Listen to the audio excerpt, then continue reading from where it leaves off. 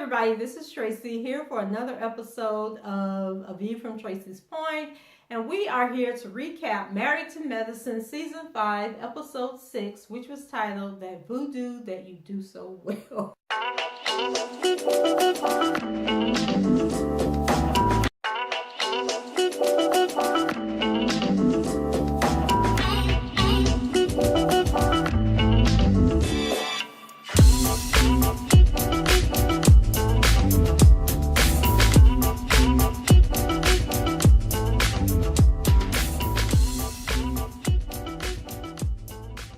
So Mariah and Toya talk about, what happened at dinner the night before. And Mariah says that she didn't come to New Orleans to argue with anyone, especially Quad. And she's also accepting that she may never have a close relationship with Quad again. And then Heavenly and Quad discuss Mariah being there. So Quad says that Toya is angry that people didn't get upset about Mariah being there, which I thought was crazy. And Heavenly says that Toya is messy and Mariah needs validation from others, and that's why she keeps coming back, trying to get back in the good graces of the group. So Contessa says that her and Heavenly are in a good place after having an honest and open dialogue with each other, and she's glad that she didn't leave New Orleans but stayed and tried to work things out and get to know the ladies better. So Simone wants to make sure that all the ladies will remain peaceful and have a good time for the remainder of their time in New Orleans. So aside from wanting things to remain peaceful, she thought that it would be a good idea to take Heavenly to a voodoo shop. So while most of the ladies got together and went to have beignets, Simone takes Heavenly to this voodoo place. So she tells her to be open-minded, but Heavenly makes it clear that she is anything but, and that she is very uncomfortable in this situation because this goes against all of her Christian values. So she says to Simone, like, if you want to learn something, read a book, bitch. I was like, dang, Heavenly, like, we don't have to experiment. So, Heavenly's definitely not down with the hoodoo, the voodoo. So Heavenly agrees to go eventually, but requests that they pray first. And when they get in the shop, Heavenly says that she's nervous because this is just not a good thing. So the clerk comes out and Simone asks him to tell her, about the history of voodoo and all this stuff. And so after the guy, goes through this explanation and lets her know that voodoo is really a type of religion and that it was brought, I think he said it was brought to the U.S. when the slaves brought this voodoo over here into the Americas, and that's how it got started and everything. So she asked him if it was possible for someone to come to the hotel to do like a healing ritual for the group, and the guy says that he has the perfect person for them. But of course, Heavenly is like, we're not doing this.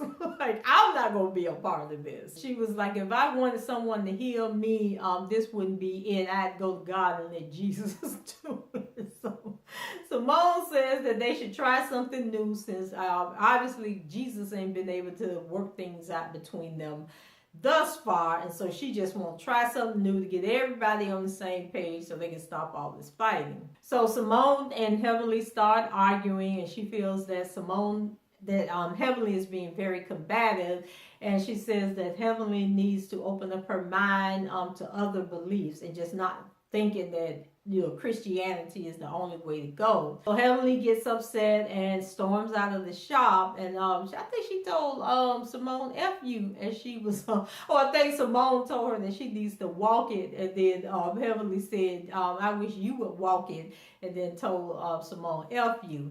So Simone follows her outside, and Heavenly breaks down and tells her that she won't be participating in the voodoo ritual. So they decide to drop the subject and go get a drink. So when they get back to the rest of the group, Simone explains what happened at the voodoo store. And so Toya and Mariah make it clear that they aren't interested in messing around with voodoo. And then Heavenly says that Simone invited some voodoo expert to come to the hotel to help them.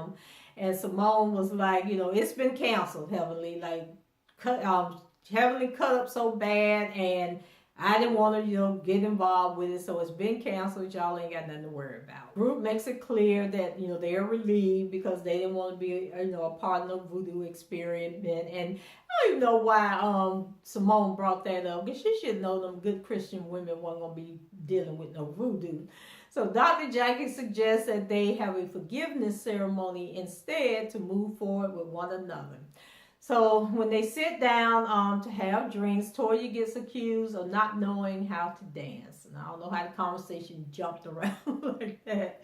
So Simone says that Mariah can actually dance, and Toya says that she can't dance better than her. So they proceed to have a dance off, and both dip it low and start twerking. And then they was like recording Mariah, and Mariah was looking all stiff, like she could barely move, and I was just like, both of y'all need to go sit down. But they declare that Mariah is the winner. So at the forgiveness session that Dr. Jackie put together, she says that it's good that everyone was able to coexist for the better part of the trip, but she wants everyone to really forgive one another, before they go back to Atlanta. So Heavenly says that she owes Mariah an apology, so she apologizes for taking verbal jabs at Mariah's mother, which I had totally forgot about that, but that was a low blow that she was talking about Mariah's mother like that. So Mariah apologizes too, and while she forgives Heavenly, she said that she can't extend forgiveness on behalf of her mother, and that's a conversation that Heavenly needs to have with her mother and apologize to her mother face to face. So Mariah also says that she was hurt when Jackie said that she was like herpes. Jackie said the one was like herpes and just wouldn't go away, but she apologizes to Jackie for being mean and hurtful to her. So Jackie says that she's over their issue, and she apologizes for what she said to Mariah. So Heavenly says that the problem people may have with Mariah is she talks about what others have done to her, but she doesn't hold herself accountable for her part. So Simone asks Quad, what will it take for her to forgive Mariah? And Quad says that it's more than enough for them to be cordial. Like, she ain't trying to get no forgiveness. And so Heavenly asks, can there actually be forgiveness between them? And she's like, it's been 5 years that this beef been going on. And I'm just thinking, like, you all known to all this strife and all this grief, like, seem like that should be hurting you internally. Like that, people be saying stress causes cancer and all these other diseases. It's like they just killing each other from the inside out by holding on to beef that really, really, really ain't that serious. So Toya says that being cordial and bringing positive energy in the room when someone is there is a whole nother thing. And she says that Quad is being dishonest because she is very angry and cold towards Mariah, and she needs to just get it out and put it all out on the table. So Jackie puts things in perspective and says that, after battling cancer twice, that not being able to have kids and now losing her marriage, it really hurts more than anything, and that the ladies, than anything that the ladies have going on with one another. So everyone, gets all teary-eyed, and Jackie, I think she officially welcomed Contessa to the group. And so Simone was like, I think we're headed to Atlanta, with some great energy, but I don't understand how she figured that when Mariah and Quad still acted a fool. So Contessa, shares her time in New Orleans with her friend Renee, and says that, she got into it with Heavenly over Quad, and however, they made up, and she thinks that they are in a good place with the group. Over at the South House, or was it the North House? Whichever one of them houses they was at, Simone and Cecil, they're there talking, and he asks her, how was the trip? So Simone says that she thinks that overall the trip was good and she enjoyed the Lucifer suite, which included a stripper pole, and Cecil said, well, that was a wasted pole. And the look that Simone gave him, man, the looks could kill. So she says that she knows they need to put in the work to save their marriage. And Cecil agrees and said that they will need more than one therapy session to do that. And, that they basically need to stay in counseling. So they end up arguing over who should call and set up the appointment. And Cecil says that it's easier for her to set it up because her schedule is all over the place.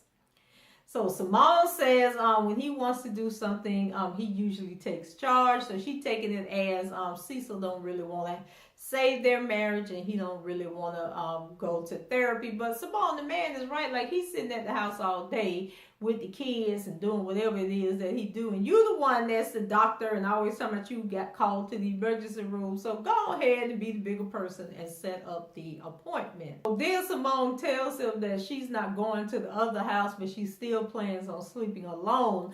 Cecil seems disappointed, but they end up hugging each other, but you can just tell there wasn't no emotion anywhere. And Mariah catches up with her mom and she learns that Miss Lucy has been doing some redecorating while she was gone on that trip. So Miss Lucy asks Mariah, how was the trip? And she says that the girls had a cold reaction to her at first. And Mariah says that she doesn't really understand what some of the ladies are mad at her about. And then she also shares that Quad, was really upset and angry and unforgiving. And Miss Lucy said that Quad's issue is that she's intimidated by Mariah. So that's all Quad need to hear now once she see this episode air. So Mariah says that Quad needs to grow up because it's been a very long time, and plus she also knew the other ladies before Quad did. So Miss Lucy says that the whole group needs to grow up. We mostly get it from our mamas, Mariah said. We inherited this messiness. So Quad is home with Dr. G, and she says that she's been ripping and running all day, running errands, and she also was cooking. So Dr. G says that he appreciates what she does, what she's doing for his office, and she reminds him that she hasn't felt appreciated at home. So let's go. So he tells her that he feels like he's being thrown under the bus, like he's not doing anything for her, and she's so unhappy that he don't know what to do. And so she tells him that she just feels like he doesn't give her enough emotional support and the intimacy that she needs from him, and then he gives her what he gives his patients. She needs a little bit more.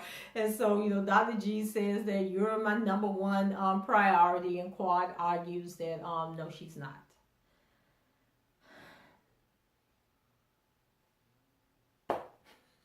There you have it. So Dr. G asks Quad, if she's done talking because he has more to say. So she's upset, that he basically just told her to shut up. So of course this upsets Quad, and he says that, it's hard to work so much and come home to someone who says he isn't doing anything right. And he tells her to tell him specifically, like, be detailed what it is that you need from me so I can give it to you. And then Quad says that he doesn't always call her and tell her, where he is. And then Dr. G was like, girl, you full of SHIT, because I be calling you, my calls be going to voicemail. And then he was like, you be blocking my doggone number. Now tell me you ain't never blocked my number. And I'm just like, that ain't Quad, you blocking your husband number. Like, I can see being upset and not answering the phone, but to block your husband's number, Quad, that is pretty low. So Quad, she never did answer the question. She says that Dr. G doesn't make her feel loved. So he says that she still hasn't told him what she needs, and she says that she wrote it down 3 years ago and she would get it for him. And I'm thinking, so you made a list 3 years ago, but you never gave it to him, or did you give it to him and he just didn't read the list? And so then Dr. G gets angry and walks out the house. I guess he was getting ready to go golfing because he had grabbed his golf clubs on his way out. He basically say that he's done. And so Quad says that, oh, so you're going to go play golf instead of figuring this out? But Dr. G was gone. He was like, I ain't got time for this. Like, you can't sit down and tell me what you need. You talking about going to get listed and all this. Quad, go have several seats. So, child, everybody marriage in trouble. And I remember last year, I started off last season saying that I thought that, actually it was the season before that. So that would have been season 3, where I said that I didn't think that Simone and Cecil were happy in their marriage, and then last season they put on this front, they were celebrating their 20-year anniversary. But I was like, how y'all living in different houses, but talking about y'all happily married and going to celebrate the doggone 20th anniversary? So I guess I was right from season 3 that there is trouble in paradise, and these two have grown apart and are no longer in love. And then the whole thing with Jackie and Curtis, I just really hurt for Dr. Jackie. And Curtis know he did wrong, but she did tell him that if she didn't make him happy, that he need to go and find somebody else. And I guess he took her at her word. So, guys, let me know what your thoughts were on this episode. Leave your comments below, rate the video, share the video, and subscribe to the channel if you haven't done so already. And until the next time, I'll talk to you guys later. Bye-bye.